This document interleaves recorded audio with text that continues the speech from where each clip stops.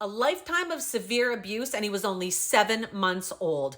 Emmanuel Haro's parents allegedly took his life and then faked his kidnapping. His father, Jake Haro, has now reportedly confessed to a prison informant that he did in fact take Emmanuel's life, while his mother, on the other hand, has completely doubled down on her story and says that the father is innocent and that they are good parents and that she just wants to be released to help locate her son.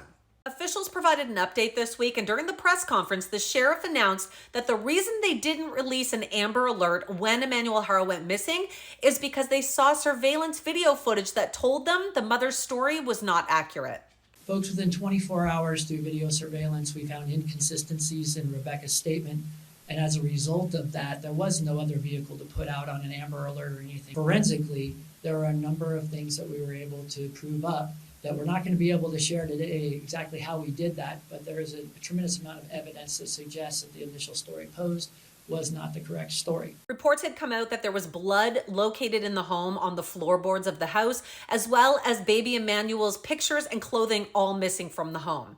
Now, we also had the prosecutors say that they do have a strong indication on where baby Emmanuel's body is.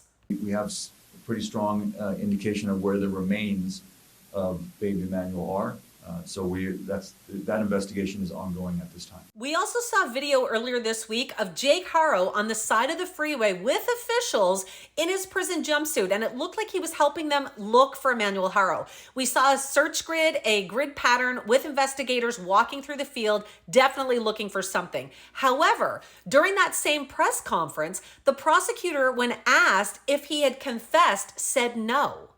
There's some pushback, and we understand it, to Brian's reporting from local DA, but Brian tells us now he stands by his reporting and his sources that the father of Emmanuel Haro has confessed to the killing of the child, and both of the parents being held on $1 million bail.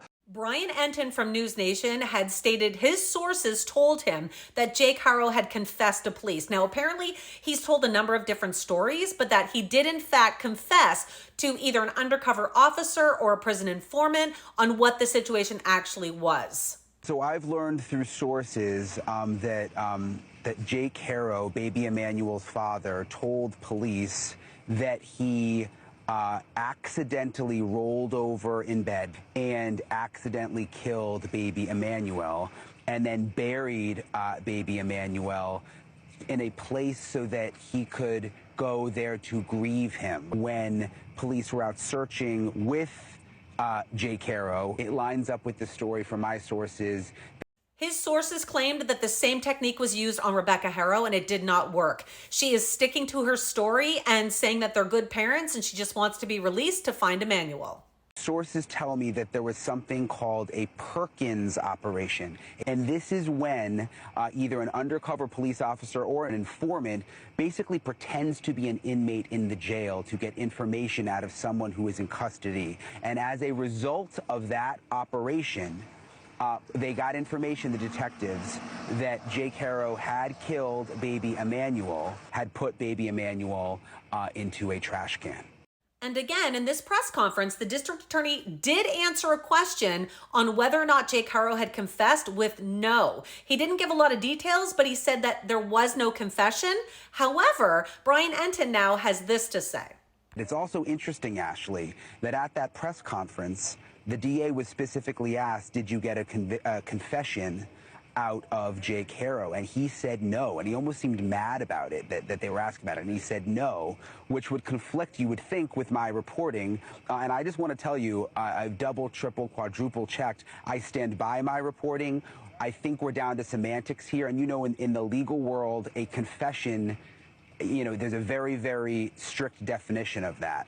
But I stand by my reporting when it comes to the Perkins operation and what resulted from that operation. A lot of people are thinking that the sources for Brian Enton would be correct. Otherwise, why would Jake Haro be out on the side of the freeway helping these investigators look for the remains of Emmanuel Haro? Now, the district attorney also talked about the judge from Jake Haro's 2023 conviction.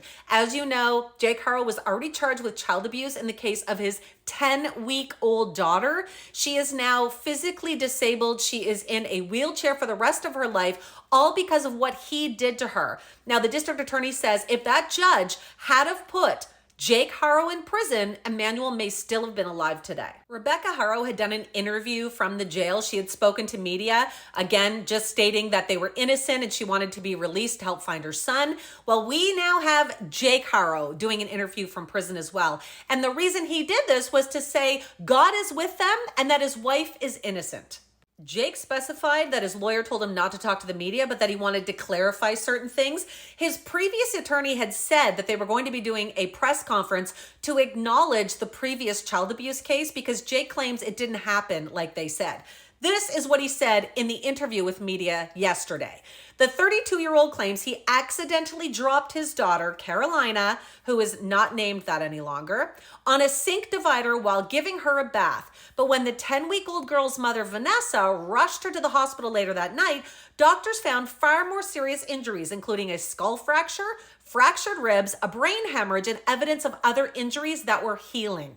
He then went on to say the only reason he took the plea deal was financial reasons, that the judge told him no one was going to believe his story, so he went and accepted this even though he was innocent.